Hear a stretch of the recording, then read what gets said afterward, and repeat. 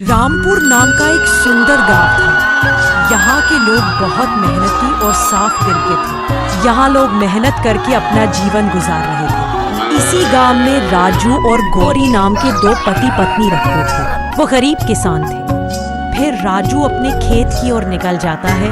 राजू खेत में अपना काम शांति से कर रहा होता है, लेकिन तभी वहाँ पर रघु सेठ आता है और राजू को कहता है, अरे ओ राजू के बच्चे, तुझे 2 महीने हो गए लेकिन अब तक तूने मेरा 1 रुपया उधार तक नहीं चुकाया है। अगर इस बार तेरी फसल अच्छी नहीं हुई तो तेरा सारा खेत मेरा। मालिक, बस मुझे एक मौका दो। इस बार जैसे ही फसल अच्छी हुई और पैसे आएंगे तो आपकी मैं पाए पाए चुका दूंगा। आपको मैं निराश नहीं करूंगा। मालिक, बस मुझे एक मौका दो। अगर तूने मेरे पैसे नहीं दिए तो ये तेरा सारा खेत मैं ले लूंगा, फिर मत बोलना। फिर रघु सेठ वहाँ से चला जाता है और राजू दुखी होकर अपने घर वापस आता है। तभी गौरी राजू को कहती है, सुनिए जी, आप इतने उदास क्यों नजर आ रहे हो?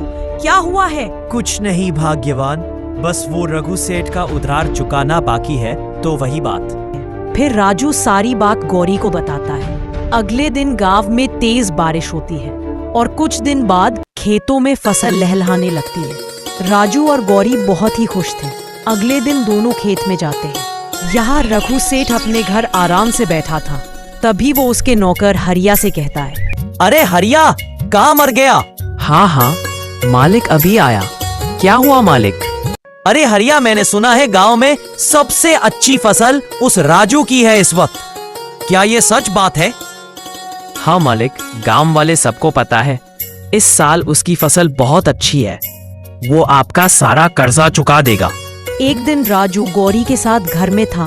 तभी हरिया वहाँ पर आता है और कहता है, सुनो राजू, तुम्हें मालिक ने अभी के अभी घर पे बुलाया है, चल जल्दी।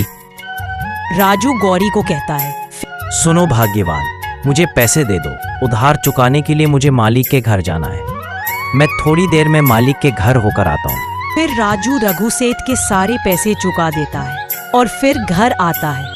गौरी दुखी होकर बैठी थी। राजू गौरी को कहता है, अरे भाग्यवान, क्या हुआ तुमको? क्यों इतनी परेशान नजर आ रही हो? दुखी ना हो तो क्या करूं? सारे पैसे उधारी में चले गए। अब हम अपना गुजारा कैसे करेंगे? अरे इसमें दुखी होने की क्या बात है? मैं हूं ना, मेहनत करके मैं पैसे कमा लूंगा। राजू अकेला बैठकर सोचता है कि सारे फसल के पैसे खत्म हो गए। भगवान, अब मैं क्या करूं? तभी उन्हें सोचा, क्यों ना मैं जंगल में लकड़ियां काट कर बेचूं।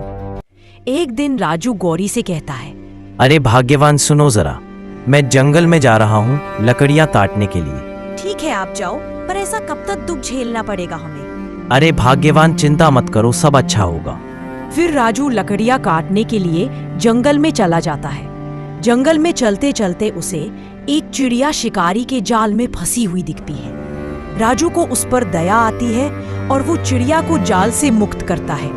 तभी वो चिड़िया राजू को शुक्रिया अदा करती है और कहती है, मानव, तुमने आज मेरी जान बचाई है। यह उपकार मैं कभी नहीं भूलूंगी। तुमने जो मेरी जान बचाई है उसके बदले में मैं तुम्हें एक गुफा के बारे में बताती हूँ। वहाँ जंगल के बीचों बीच एक गुफा है जिसके बारे में अभी तक किसी को भी नहीं पता। तुम वहाँ पर जाओ और तुमको वहाँ कुछ खजाना मिलेगा जो तुम्हारी जरूरतों को पूरा करेगा। चिड़िया राजू को इतना कहकर वहाँ से उड़ जाती है। क्या ये चिड़िया की बात सच होगी? यदि ऐसा है तो मुझे गुफा के अंदर वहाँ पर जाकर जरूर देखना चाहिए। राजू सोचने लगता है। राजू गुफा की ओर रवाना होता है। बहुत देर चलने के बाद उसे गुफा नजर आती है। वह उसके अंदर जाता है। तभी वो खजाना देखता है।